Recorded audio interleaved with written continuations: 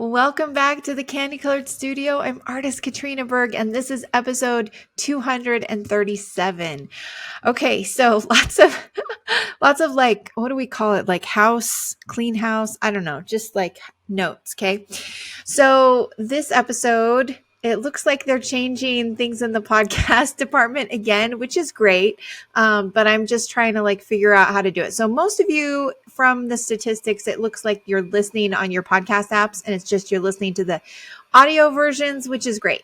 But if you would like to watch the visual version, I think from here on out, we're going to have a visual version of every episode because it looks like I have to record it anyways in my video recording thing. So anyways, okay. So it will be on YouTube. The video will be on Spotify. Now, I recorded the first part of this episode audio. Then I came back from being with my daughter dancing and recorded the second part. And it was video, but I turned off the video. So what I'm going to do is you'll probably see a photo in the second part of this episode. But going forward, if you want to see the visual, then go to Spotify or to YouTube and you can watch them. So, okay, hopefully that'll help. But let's start with some gratitude. So the gratitude that I have been really focusing on this last week or two is the fact that a dear friend had a stroke and is recovering. And I'm like so relieved because this is a dear friend. Anyways, I'm always happy when anyone is having health challenges and then is finding some recovery. So I'm super grateful for that. And what I'm manifesting is very similar. I'm manifesting growth and strength amidst the challenges that we're facing because we're all facing things, and specifically grief, which we're going to talk about today. So that's what I'm manifesting. And then I don't know what's going to happen when I go to edit this, if Spotify is going to let me put the song at the end, but if there is a song, it's going to be by Jill Barber, and it's called The Beautiful Life, and it's what I am naming this painting behind me. I'm naming it called Beautiful Life. It's the perfect song. It just talks about her. So I guess Jill Barber during COVID, she did an album, and I can't remember what it's called, but it's about her experience as a mother and being in the home. And so she talks about having Cheerios stuck to her feet and all these imperfect things, and yet it's a beautiful life. And that's totally how I feel. Like, life is not perfect. Life, especially in motherhood, never goes the way we think it should or we would like it to. And yet it is so beautiful in all of its imperfections. So this piece that's behind me, I'm going to tell you about for my studio update. It's going to be for certain women. And obviously I'm naming it after Jill's song, Beautiful Life. But the theme is called The Measure of Her Creation. And certain women, that's a show that they do every 2 or 3 years. Last show, it was something like pondering on thinking about our Heavenly Mother or something like that. And it was really a spectacular show. These shows always help me go away just really full.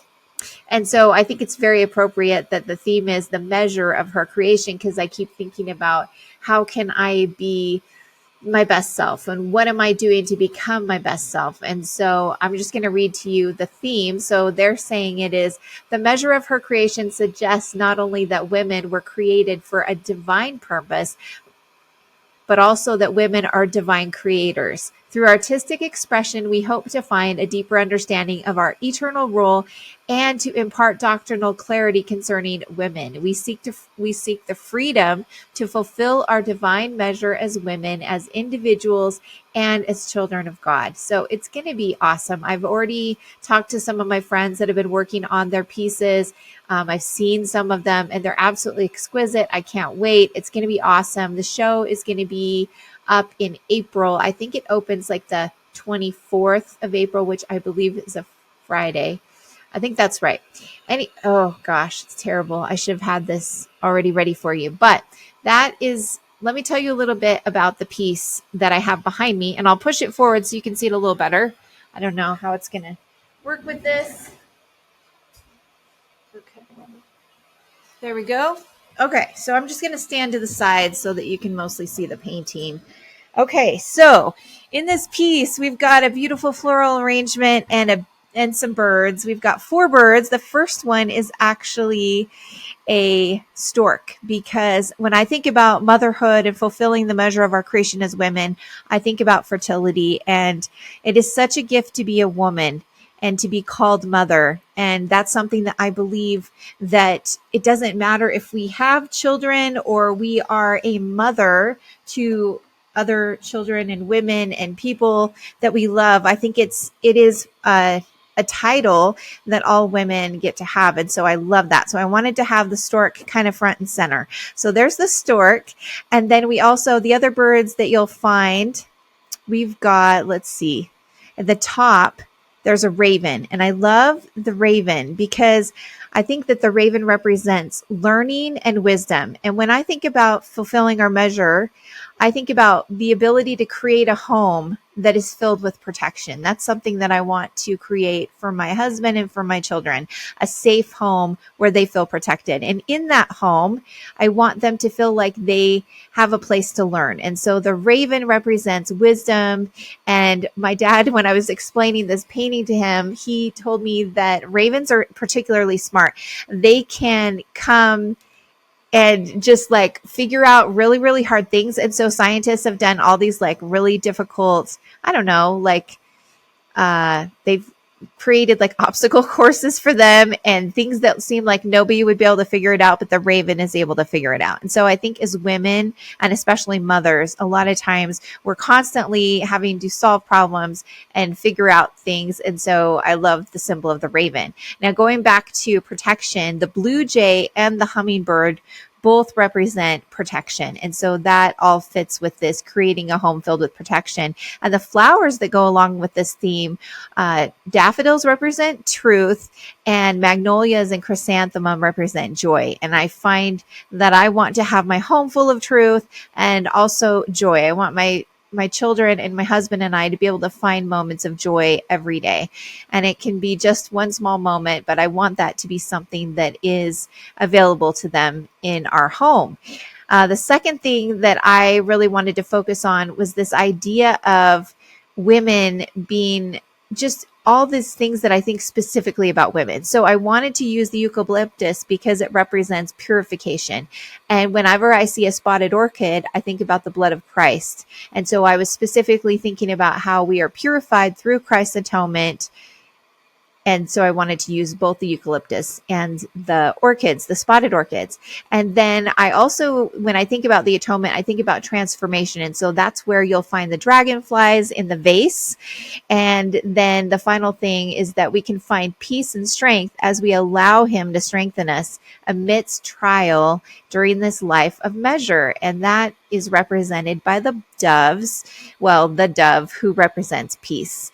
And then the third kind of theme that I have in this piece is that our motherhood apprenticeship is to become like our Heavenly Mother. And so that's why we have the stork. It represents the fertility, motherhood, prosperity, and new life. And then the fourth major theme would be this idea of when we are filling our measure of creation, we need to cultivate resilience, courage, and longevity. And all of those things are represented in the protea flower. So there you go. I'm going to just kind of slide in front of, oh, maybe not. I'm going to try to slide in front of the painting. Okay, hold on.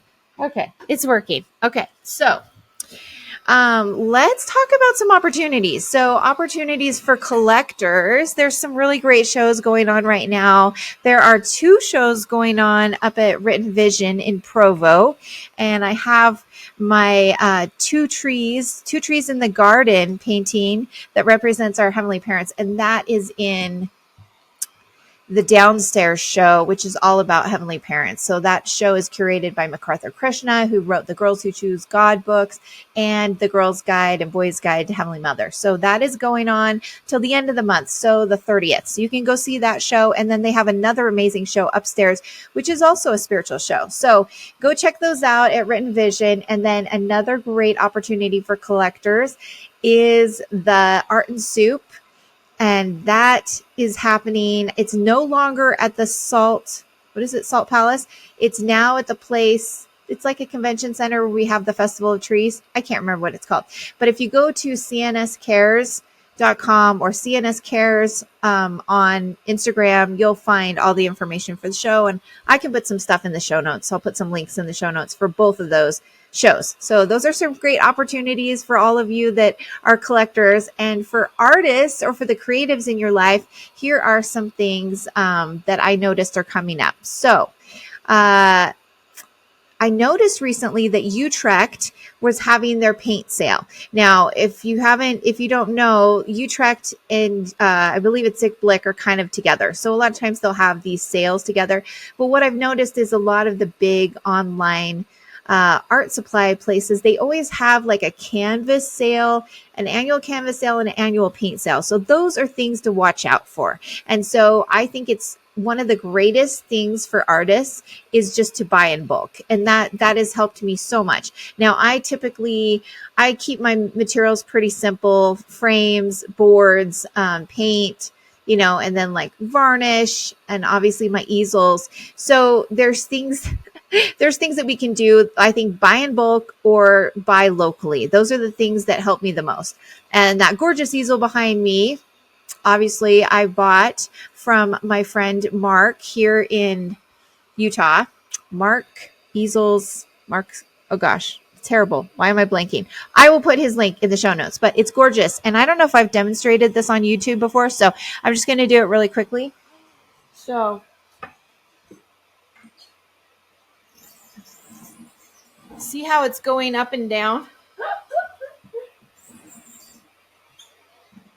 There are actually weights in the back of the easel, and so it makes it super easy. And because my paintings are so heavy, it's super helpful for me to be able to go up and down with the easels as I work on them. And then whether I stand or sit, I can just make it the right height for me. So I love that. And then we've got, so I was thinking about other things that you can buy in bulk. So the other thing I've been buying a lot in bulk are frames. And here, I'll show you one of the frames. Okay, so this is a frame. So now I'm specifically talking about prints. So when I like to sell prints either without their frames or with their frames. And this particular frame came from Craig's Frames. Craig Frames. Yeah, just singular Craig and plural frames. Anyways, I have a code where you can get 10% off anytime. And that code I will put in the show notes, but they are always, it's not always, but they often have sales. So when I was preparing for this episode, they were doing like a 20% off sale. I don't know if it's going on still. But just go on the website and it'll say at the top whether they're having a sale. If they're not having a sale, then make sure you save my the link that I'm going to put in my show notes, and you can use that anytime and get 10% off. So you can tell this is a really beautiful frame. It's really well done. It's got the gold bamboo. I love the bamboo. And I've been just using their frames for my prints. And so when I buy my frames for prints, I usually just buy at least 4 at a time. They'll come in boxes of 4. I don't know if you can get more than 4, but you can buy several boxes. But that's pretty typical for their bulk buying, and you can save a lot on that. So again, buying in bulk seems to be the way that I really am able to make the most with my material budget. Okay, so let's see what else is going on. Okay, so there is this great show. It's called AAUW, and I can't remember what the AAUW stands for, but it's a women's exhibit that happens in Utah, usually every 2 years, but maybe 3. I think it's every 2 years. I'm going to put the link in the show notes for the call, and you can go on there and apply.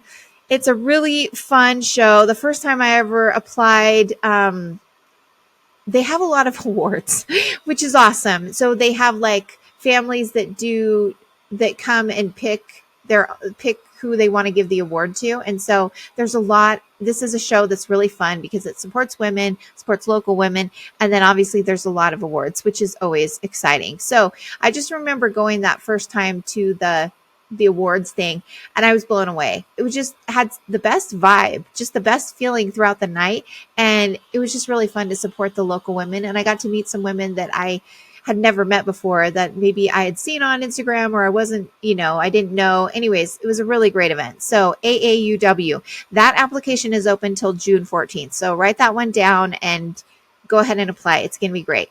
Okay, so those are the opportunities for artists that I was thinking about. And then red pill. So when I was thinking about this, I came across this quote by Kathy O'Brien. And if you're not aware of Kathy O'Brien, she is a survivor.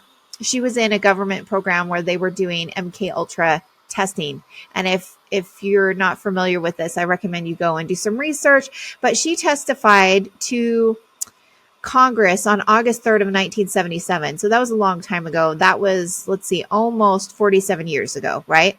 And what she shares, it makes me think of beauty pageants. And I love that when they're doing the question and answer, and maybe it's because of Miss Congeniality, that Sandra Bullock movie, but she's always making fun of all the beauty pageant girls that want world peace. But by the end of the movie, she wants world peace. And I think deep down, we all want world peace. The question is, what does it take to have world peace?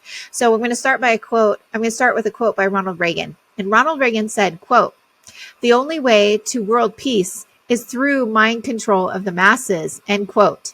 And then I'm going to read to you a quote by Kathy O'Brien from her testimony. So she said, "Through experience, I know from she says, through the experience that I know from, there's no peace in mind control. Under mind control, there's no free thought. Without free thought, there's no free will. I wonder at a world peace where people don't have peace of mind. Without God-given free will, there's no soul expression. What kind of a world peace can we have without any free will or soul expression? Without any spirituality? When people have soul and spirituality, they're going to be acting in a capacity of love anyway. That is where world peace is," end quote. I just thought that was amazing because so my question is, was Ronald Reagan trying to warn us? And then the last quote that I'm going to read by Kathy, she says, "The best revenge is total recovery." So again, I can't help but think, we watch TV programs, right? And why do they call them programs? Why are there certain things that whether you can go back to fake news, right? I remember when Trump said fake news, I was like, what? Fake news? Why is he saying the news is fake? That is really strange. Why is he saying that? But the more that I thought about it, and the more that I truly inspected what was happening in the news, I realized that some stations were telling more truth than other stations. There were some newspapers that were telling more truth than others. And I realized that the most important thing I could do was do my own research. And I think it's really ironic that there have been articles and, news stations say, don't do your own research. Like you're not qualified to do your own research. Oh my goodness. So again, it makes me think, okay, so is the only way to world peace really through Christ? That's what I keep thinking. Is that the only way? Because if the only way to really have world peace is to force people, that's not true world peace, right? As I've been traveling lately and just going through life, and I spend a lot, when I travel with my daughter for her dance, we see strangers all the time. We meet people all the time. And let me just tell you, I meet the nicest people everywhere we go. We're standing in a long line trying to understand what's happening to get on this plane. And everyone is so kind to one another and talking and saying, what did they say? What do we need to do? And everyone is so kind. For the most part, people are good and people are kind. And that's what Kathy's saying, is that when we are acting out of agency or free will, we're acting with a capacity of love. But when we're forcing people to act in a certain way, that isn't free will. And I don't understand how that could. Anyways, so lots of things to think about. Go ahead, ponder it in your own heart, see what you think that all of this means. But I think that it's a good red pill. It's just things to ponder and to think about. All right, let's get into the topic, the main topic for this episode. So here's my huge confession. I have been feeling for over 8 months the need to do an episode on the topic of grief. And I am feeling hugely inadequate, and I have been.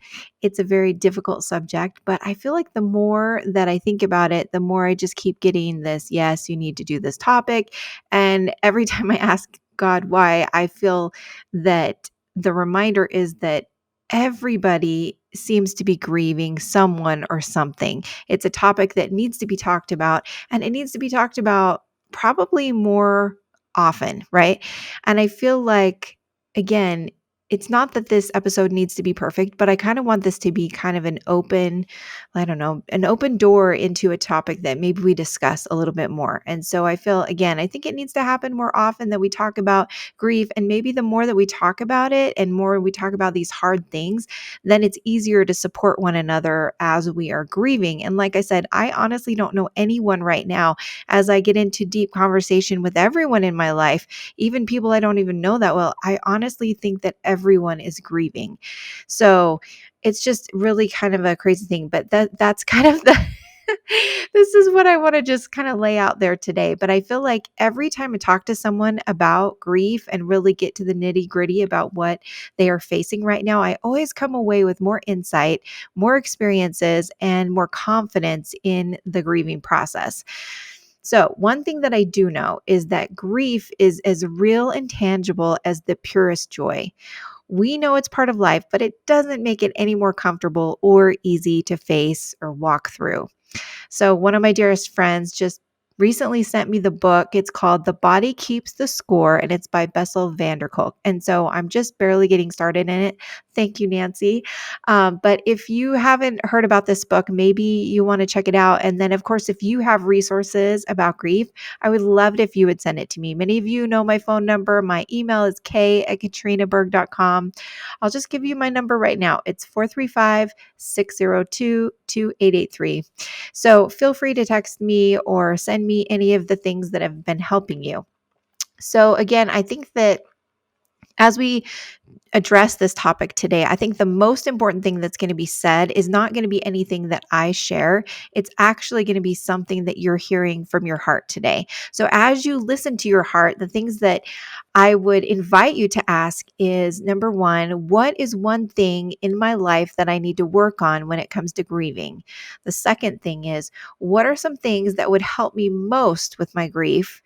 Three, who is the one person that could use my support most in their grief? And then the last thing that you can ask yourself is, what are the best ways that I can be supporting that person? So again, just keep in mind as you listen, there will be things coming to you. And so I just invite you to write them down or find a way to just really like hold on to those, because again, that's going to be the most important thing that you hear today. But I want to talk about things like specifically, I want to start with just things that I know that loved ones, friends, and I have grieved. So the big topics that I thought about were loss, betrayal, and change. So when it comes to loss, I think about, obviously, the first thing I think about are loved ones. So most of us have lost loved ones that are very dear to us. But then there's other things within loss that may seem, it seems trite to talk about it, but it also affects us really deeply. So, for example, employment or any changes in your business. It could be our health.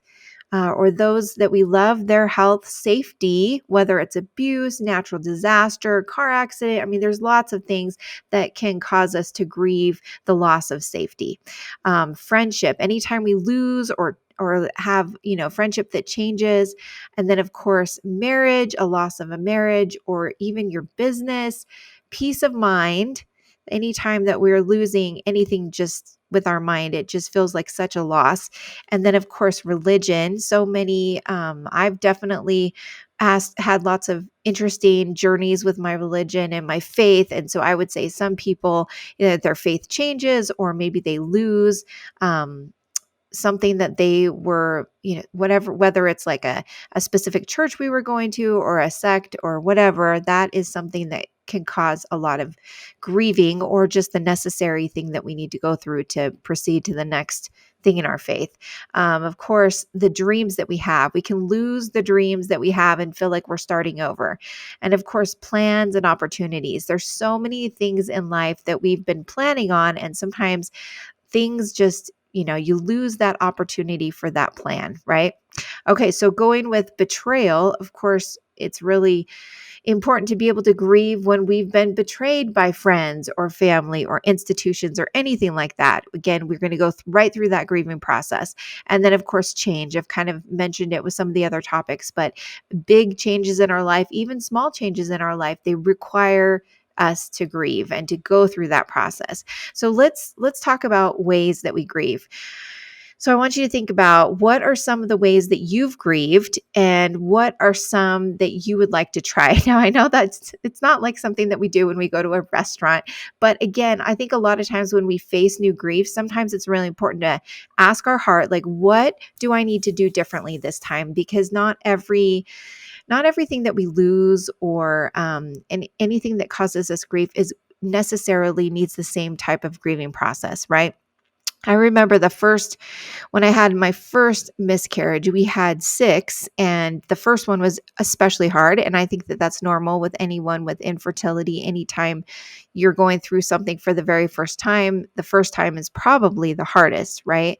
So I remember just really feeling like for me, the way that I needed to grieve was to retreat to a place of safety and really make time to process what I was going through because again, this was something that I never experienced that kind of loss.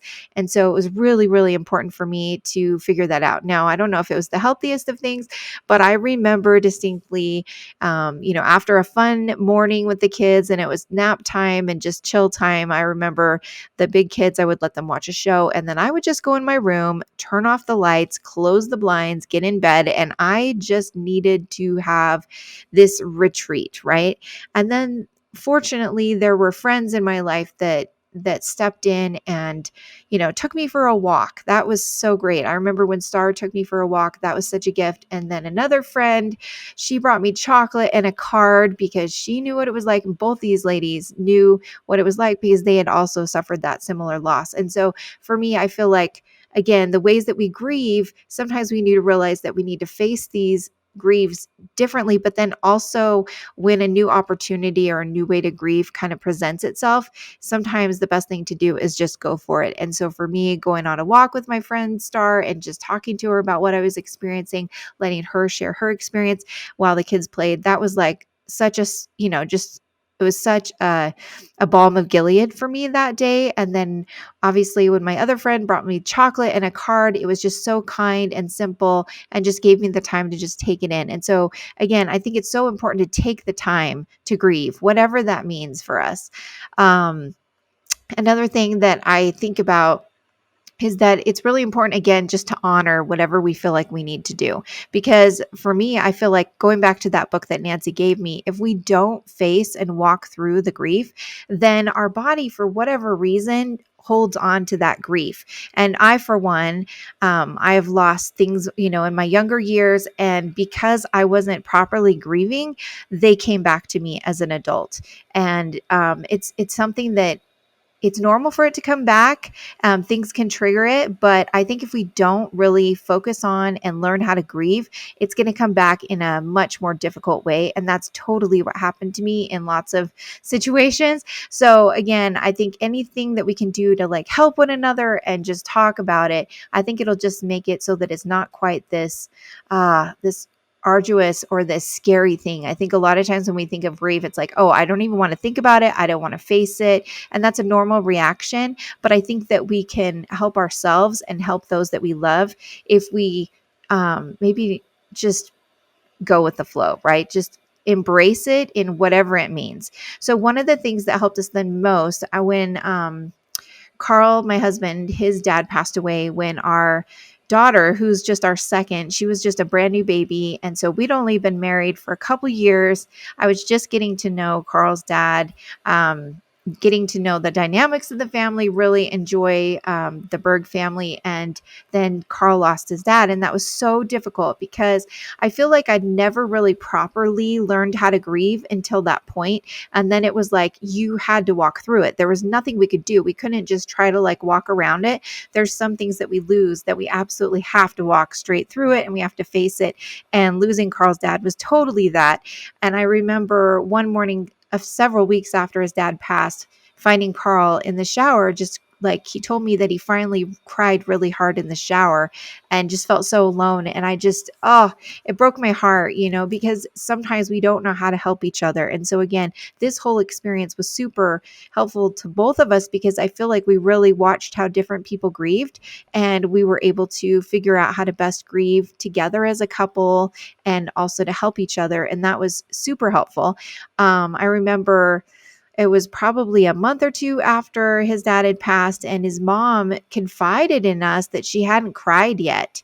And oh, again, my heart just broke because I was like, oh, you need to cry. Like, you've got to let those emotions out. It's obviously that it's almost like this purification process to let those emotions out and to feel those emotions. And what she confided in us was that she felt that it was her job to be strong for everyone else. And so she was not crying. And so as we talked and we walked together, she cried. And I said to her, okay, every time we come over, we're going to go on a walk, and I want you to tell me stories, favorite memories of Dale, and I want you to tell us those so that you can cry. And that's what we did. And we did that for many months. And I feel like it was so helpful. Obviously, it wasn't just good for her, it was good for all of us. It was good for Carl and I as we walked with her. And it was just, again, it was such a learning time for me because I really just feel like for whatever reason, I just had not learned to grieve until that time in my life. So that was really helpful. I think it's also important to give each other space. And so, again, maybe not everybody's willing to go on a walk with you and share their feelings. Not everyone wants to share their feelings. I think that it is important to talk about these things, but at the same time, everyone needs a safe place to talk about it. Sometimes the only safe place is to go to God. And I hope everybody will go to God, go to our Heavenly Parents and our Savior with our grief. But we also need to have safe people in our lives to share this grief with. And so it could be a spouse, a sibling, a parent, it could be a best friend or a neighbor, whoever it is. We need to make sure and have at least one person that we can share these things with. Again, we don't need to share it with everyone. And I kind of learned that personally at some point in my life as well, that not everyone wants to share everything that they're grieving to everyone. And that's totally fine. I have felt that in my life. There's times when I'm very willing and open and happy to share what I'm going through. And other times I don't really want to share it. And that's okay. There's a time for all the things, right? But that was super helpful again for us to walk that with Carl's mom. That was really good. Another thing that I think about is, again, when we talk about creating these safe places to support those that we love. I mentioned how my cute friend Star took me for a walk. It wasn't something that was super difficult. We both had really young kids. We were both always walking with our kids, doing fun things with them. And so it didn't have to be this big thing. It was just a normal walk, and it just made such a difference for me. And then again, same thing with my mother-in-law. When we first got married, and even when we had our oldest, I remember she liked to walk every day. And I think that was a safe place for her. Growing up, Carl said that when his mom was having a hard time, his dad would always take her for a walk. And of course, if the weather was bad, he would take her for a drive in the car. And so we knew that was a safe place for her. And so it was good for us to be able to figure out that that was easy for her. So again, that may not be perfect for you or for the people that you're thinking about supporting, but I know that as you really ponder, that the spirit and your heart will tell you exactly where that safe place is for you and for those that you love. So again, I talked to you and I shared with you about how Carl was in the shower and he was crying. And I think that, again, it's okay to be alone. It's okay to be alone and grieve. It's also, important to share with others. You don't have to share with everyone, but there are times in our life when we need different things, whether it's to be alone or to be with someone or, whatever it is. But I do think it's important that we find safety in being alone. And again, that's something that I learned. Gosh, I think I learned it first when I had my first surgery, my first orthopedic surgery, when they redid my knees and all this fun stuff. I was 12, and I remember being alone a lot. And in that aloneness, everyone was so busy in my family. There were a lot of kids, a lot of little kids. My mom had a lot on her plate. My dad was working. And so I was alone a lot. And it was good for me because I felt like I really got used to being alone. But more importantly, I welcomed that time to get to know God. And that's when I really first understood and really developed a strong relationship with my Heavenly Father, my Savior, because I felt like they were the ones that were there for me the most, as they should be, right? And so that's where I really feel like that relationship really blossomed. And I'm grateful for that because I am not scared to be alone. And I know that that's hard for a lot of people, but and maybe it's just my personality, but I like having time to share and to grieve with Carl. I don't mind grieving with my kids, but I need that time to grieve with God. So again, finding safety in being alone is so important. I think another thing that's important is just recognize that sometimes people need to be alone to grieve. Um, and I think that again, that is really interesting. I've watched my kids kind of learn how each other need to grieve, and that's been interesting to kind of like watch them notice and pay attention and see that. And because we had those miscarriages, we had six within about 2.5 years. And it was good for my older three kids because I feel like we grieved as a family, but they also saw hard things for Carl and I, and it was okay to watch us go through hard things, if that makes sense. You never want it to be so hard that they don't know how to deal with it, but it's also okay for kids to see parents and loved ones grieve. And so I think that that's also important.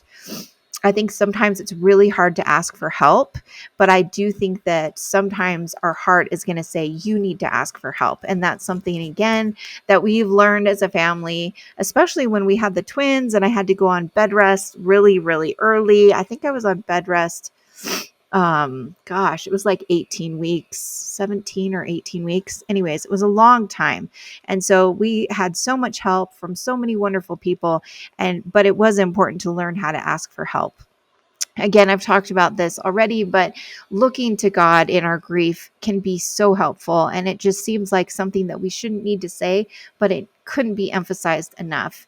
I think another thing that helped both Carl and I, especially during this loss of children, was just finding ways to grieve together. And so when we were grieving these babies, we decided, well, first we realized, I was kind of hiding in the room in the afternoon and getting to my safe place.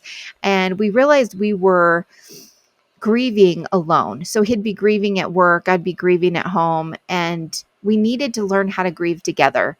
And this was something that once we realized that and we started finding ways to do that together, it really strengthened our just our marriage in general, our friendship, our purpose. What we realized was that we needed to spend time serving other people. And so the thing that we decided to do was to spend more time at the temple and doing temple work. So we would go once a week to the temple. Luckily at the time, our older three kids were all in full-time school. And so we just set aside one day a week. And that morning, well, after we dropped them off at school, we would go to the temple. And it made such a difference for us. It really helped with the grieving process, helped us heal, and also just have something else and someone else to focus on and to serve. And so on Sunday, Carl would do indexing. He would look for names to index and be prepared to do ordinances. And then I would line up all the names. This is a long time ago. And so you really had to do a little bit of work to get your names. Now it's like super easy, but back then it was not. And so that's what we would do. I think we must have had like late church. And so we would do that in the morning. And then anyways, for whatever reason, it worked out. And that we did that pretty consistently for like a year and a half or so. I don't know. But then I got pregnant and then I got super sick. It was kind of funny because there were times when I couldn't even sit in the chairs at church or at the temple. And I remember the last time I went to the temple before I had the twins, I thought I was going to faint. I always thought I was going to faint because just the way the babies took up all the space, I couldn't breathe. I couldn't sit. It was just really hard. And so I remember standing in the back of the room, in the temple, and it was crazy. But anyways, we did it as long as we could. And it was just such a gift and a blessing for us. So that really helped us. But I do think that it's important as we grieve to discover and to develop new passion projects as well. So we can be serving others, but we can also be working on new things, because I think that when we go through grief, we learn new things about ourselves and about others. And in that process, I feel like God can just show us new things that we can develop. And so while we're grieving, it can also be this time of rejuvenation. And again, that was something that definitely happened with us with the temple, because I hadn't really learned how to look for names before that point. And so that was really great. But again, new passions, new projects. I have a good friend who lost a baby recently, and she decided to do a very specific project, thinking about that miscarriage, and what a gift it has been to watch her go through that and to create this beautiful thing that's going to be happening hopefully this summer. So anyways, I think it's really good. It doesn't have to be a big thing. It can be small things. But I think that it's super helpful. I remember my mother-in-law learned to knit, like, I don't know. She was doing all these different projects again while she was grieving the loss of her husband. And I think that that's, again, so positive to do something that we feel that we're accomplishing while we're going through this grief. Because a lot of times with grief, it is tangible, but it doesn't feel tangible because there's not always this physical reward for the time and effort we're putting into it. So it's important to find things that we can do that will help us while we're kind of going through this really abstract experience. But again, I think that when it comes to discovering and developing these passion projects, I think that it's important to let God teach us what is going to help us the most, what's going to maybe even be a balm of Gilead that will support you as you're grieving while you do this project. Now, I think about, again, this is something that I think about, but I think it's important to look for those that we've lost. So this is something that I do all the time. I think about those that I've lost. I talk to them. I think about them. I even dream about them. The funniest thing, a couple weeks ago, our daughter Anna Claire had her spring, I don't know, it's not spring. It's called the competition showcase in her studio. All the teams that compete in dance, they do like a little showcase at the beginning of the season to kind of just show everyone what they've been working on. Anyways, so we had this beautiful concert at the high school, and before the concert, I had this dream. And in the dream, I was helping all of our family and friends find their seats to watch this show, this dance performance. And I looked, and there was a cute gal in front of us, and I couldn't tell who it was. And I said, "Who is that?" And she turned around, and it was our sweetest Aunt Charlotte, who's passed away. She passed away like 5, maybe 7. Oh my gosh, it's been a while. It's been a hot minute. She's been gone for a while. And there she was in my dream, and she turned around and she smiled, and she was so happy to be there. But I think it's important to look for those that we've lost, because when we're always thinking about them and considering them and talking to them, they will talk back to us. And I know some of you might be listening to this going, "Oh, Katrina's lost it." But I have had so many experiences, so many special experiences with those that I've lost. And it's something that, again, I know that the more that I think about them and talk to them, the more that I can see them in our everyday life, supporting our family, supporting our loved ones. And it's so beautiful.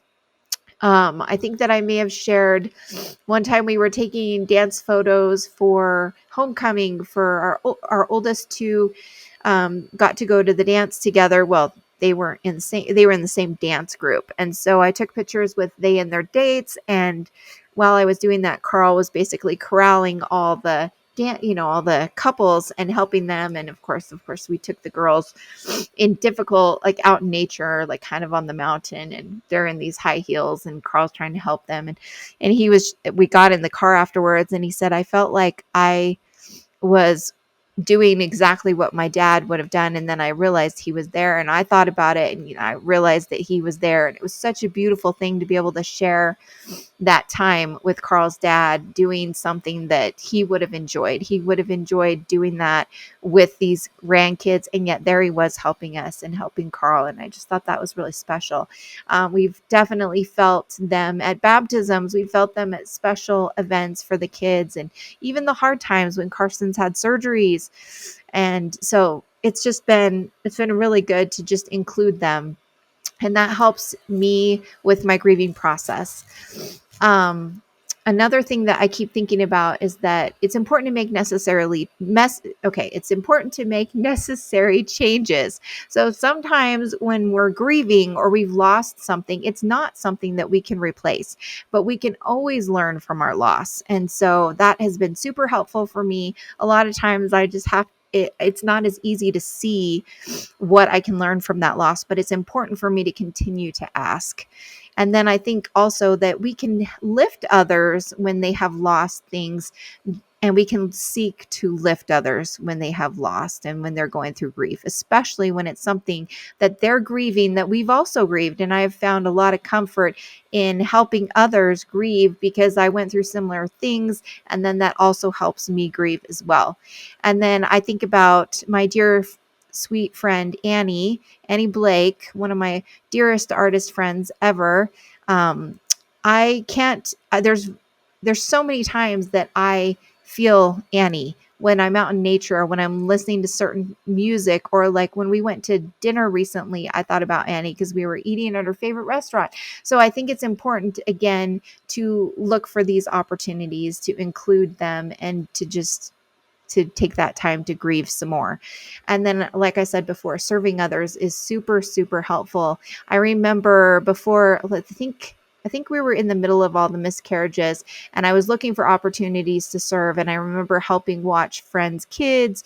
My friend was going through a divorce, and so I watched her kids as she would go to job interviews. Other friends who were having health challenges, going to doctor's offices, I remember watching their kids, and that was super helpful as well. It doesn't always have to be a hard thing. Another friend was just pregnant, and I remember the day that their baby was born, because I remember her husband, sweet husband, called, and we told them, because they lived around the corner, we're like, let us know, when she goes into labor, we're here, we can help with the kids, whatever you need. And so that was so sweet, getting their phone call late at night that they were going to the hospital. Again, I think it's so important to just learn as much as possible. And so sometimes learning doesn't necessarily mean about what we're grieving, but just as it's important to have like personal projects and things that we can focus on. It's also, for me, especially like during COVID, I found myself just diving headfirst down these rabbit holes, trying to research and understand what was happening with our world and trying to make sense of all of it. And while I was doing that, I learned so much. And then, as scary as some of the things were that I was seeing, just this reality that what we think is reality may not be the case, I feel like I felt so much gratitude for having the veil lifted and to be able to see clearly what it was that we're dealing with. Another thing that had a lot of friends that I've noticed, that it really helps to volunteer at school or church or wherever, anything that we can do. And sometimes it's okay to be distracted. I think there's this fine line between it's good to be distracted, but it's also good to make time to grieve and to heal. So, I'm sure you know exactly what I'm talking about. But again, it's really helpful for me to just like think about someone else for a while and not think about what it is that I'm walking through. And then I guess another thing to remember is that it's totally normal to have waves or layers of grief hit us, and it happens for quite a while. I was just talking to a dear friend yesterday. One of my really sweet friends, Carla, passed away not too long ago, and I asked him how he was doing, and I knew he was going to be honest with me, and he said he was having a really hard time, and that the doctor said it would take 6 weeks. And believe me, I don't know why a doctor would give someone a timeline, because it's like the worst thing you could possibly do. But he was really sweet because he told me all the emotions he was feeling, and it was so good to be able to just let him share, and then to share with him things that I've been thinking about my dear Carla.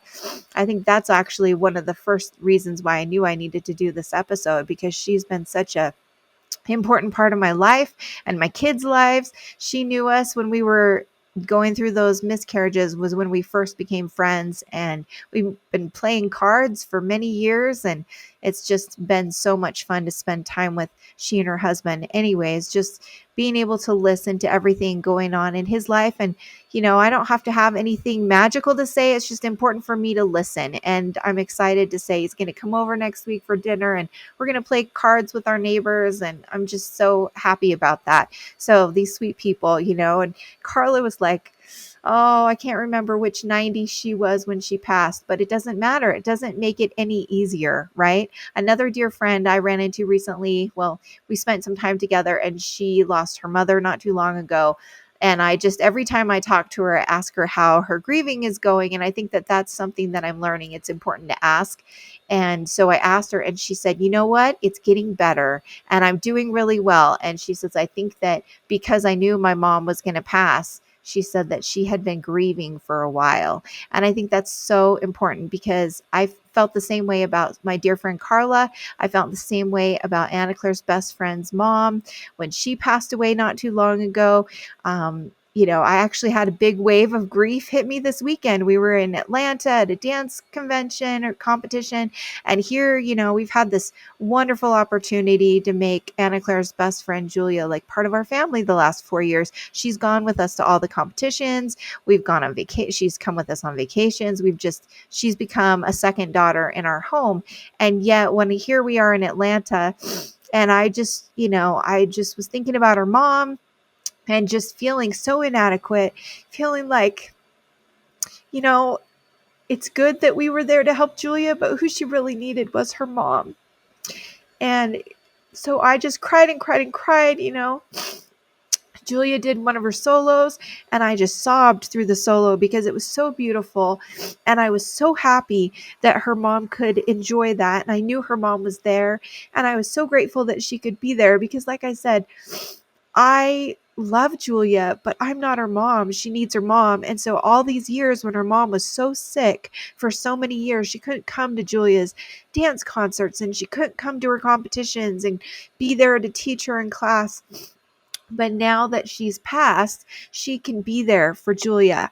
Julia and her family got to go spend Thanksgiving with her sister in Scotland. And it was such a gift because I knew that her mom was with them. And I just knew that was the best Thanksgiving they'd had in years because they could be together like just in their best selves, if that makes any sense. The four of them, even though the mom, Vibeke, has passed away. Anyways, so many things I could share about that. But it's just, there's just so many people around us that, I don't know, that just inspire me and yet just reminds me how important it is to recognize how human we are and that this is a hard thing.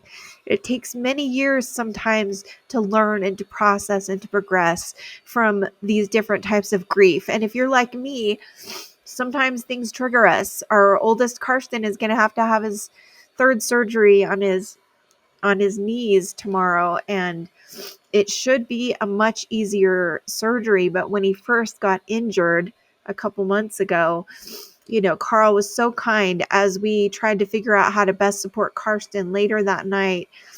He said, I want to make sure you're okay because I know this affects you. And he was right. Like, I had been triggered by it because it makes me think of all of my surgeries and my problems with my bone disease and my knees, and all those emotions come back. And it's almost like a big onion. You peel off a layer and you process it and you work through it and you walk through it and you help others. And then later another layer comes off. And I will say, luckily, this latest layer has not been quite as hard to walk through. But I definitely needed to give it time and space and just be mindful of what I was experiencing, what Karsten was experiencing, and what Carl's experiencing as he supports us. But again, I think this is going to be much easier. And so I'll let you know. But yeah, so again, the other thing that I've been thinking about, and maybe this is kind of the final thought of this episode, is that I really believe that God prepares us for future experiences as we grieve. Grieving is a necessary path, and it will offer hope and new opportunities for growth and strength. But again, God is with us every step of the way, whether we know that or not. It's just such a gift that we can have our heavenly parents and our Savior to be there with us and to be fully aware that everything that we're going through is going to help us in things to come, but also just help us be better people, and that it is necessary for us to become full versions of ourselves. Okay, so many thoughts, so many feelings. Again, let's think about those first 4 questions. So I'll just ask you to revisit. So as you listen today, what was one thing in your life that you need to work on when it comes to grieving? And what are the things that are going to help you the most with that grief? Then who is one person that could use your support most in their grief? And what's the best way to support them? I gave a lot of examples here, and I'm sure you have a lot of examples that I didn't mention. And I think it's important to share what things work for us so that we can best support each other. Again, just remember God is with you, and you're loved, and that this is absolutely necessary part of this human experience in this journey. And yet grief can be such a beautiful and important thing in our lives. And I am grateful for it because I've learned so much, and I've been able to connect with people so much deeper as I've allowed them in my grief, and also as I've helped others in their grief. And I just couldn't be more grateful for it. So much love to you today, friend, from the CANDYcolored studio. And it's always sunny weather, they're so well put together. Seems like everybody's living the dream. And I'm still in last night's makeup, the kids are waking me up. I got Cheerios stuck to my feet. So what? I'm not picture perfect, it's messy but it's working just the way it is. So what? It's the scars that make us, this beauty in the chaos of how we really live. I may not influence another, be the world's greatest mother or a model wife, but I don't need a pretty picture to know I've got a beauty